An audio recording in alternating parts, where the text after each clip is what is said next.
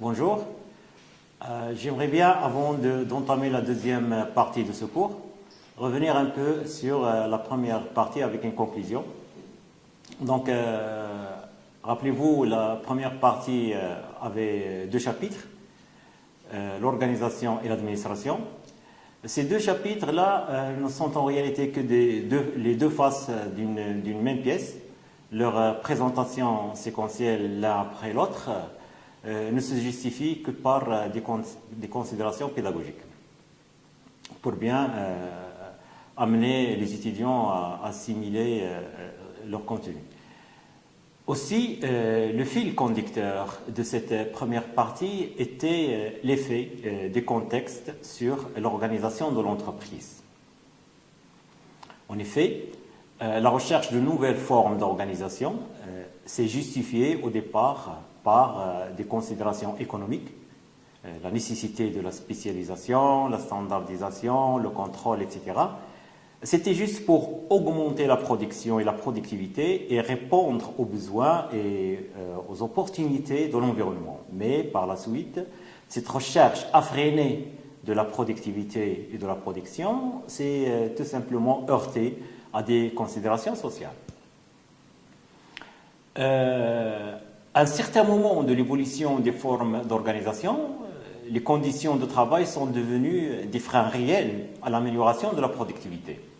Bien entendu, là aussi, le contexte général a favorisé cette tendance, notamment l'élévation des niveaux culturels de la population, l'élévation générale dans l'échelle des besoins, on a vu ça chez Maslow, après les périodes de guerre et de crise où la majorité cherchait à subvenir à des besoins physiologiques, aussi la pression des organisations, des syndicats, etc., ont poussé les entreprises à adopter de nouvelles formes d'organisation, ou du moins à améliorer celles qui existaient. Bref, les entreprises sont devenues plus enclines,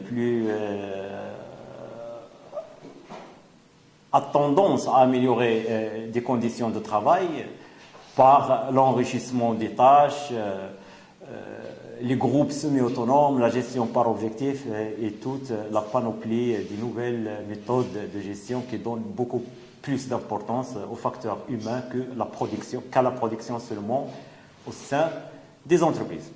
En revanche, le vécu réel d'une organisation montre que toutes les formes d'organisation et les styles de management peuvent coexister. Au sein d'une même organisation, au sein d'une même entreprise, on peut trouver des caractéristiques d'une ou de l'autre type d'organisation, de style de management, etc.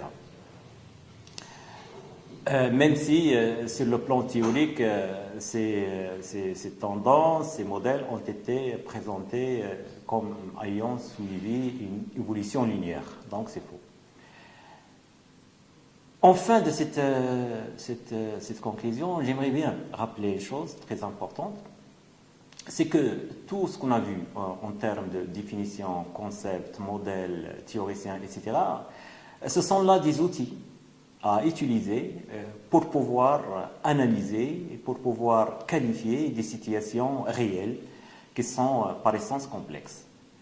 La deuxième partie va aussi apporter d'autres éléments pour comprendre ces situations. Donc, la deuxième partie va concerner les structures et les fonctions de l'entreprise. Cette partie, elle aussi, comprend deux chapitres. Un chapitre sur les structures de l'entreprise et un deuxième chapitre sur les principales fonctions de l'entreprise. Comme introduction de cette deuxième partie, j'ai signalé à l'introduction générale que le terme organisation renferme en lui-même une double signification. D'une part, c'est une activité qui consiste à diviser le travail, à mettre en place les mécanismes de sa coordination. L'animation, le pilotage sont assurés par la direction. C'était là l'objet de la première partie avec ces deux chapitres, l'un sur l'organisation, on a vu là le taylorisme, le fordisme, Fayol, etc. Et le deuxième chapitre a porté sur la direction, notamment le style de direction de Fayol. Maintenant, nous allons nous intéresser à l'autre sens de l'organisation, c'est-à-dire le résultat de l'activité d'organiser. On va parler de la structure organisationnelle, la structure de l'entreprise, comme étant l'architecture de l'organisation, qui traduit dans la réalité les options choisies par la direction au niveau de la division du travail, au niveau des modes de coordination, l'animation, etc.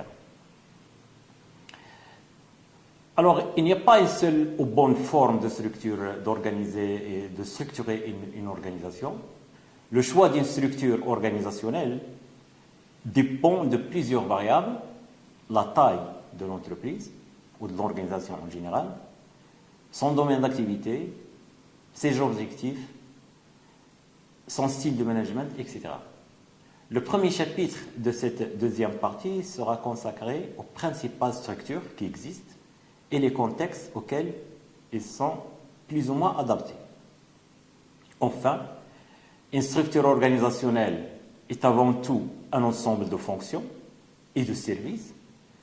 Leur nombre, leur nature et leur mission dépendent, elles aussi, de plusieurs variables. Un deuxième chapitre sera consacré justement aux principales fonctions et leurs principales missions.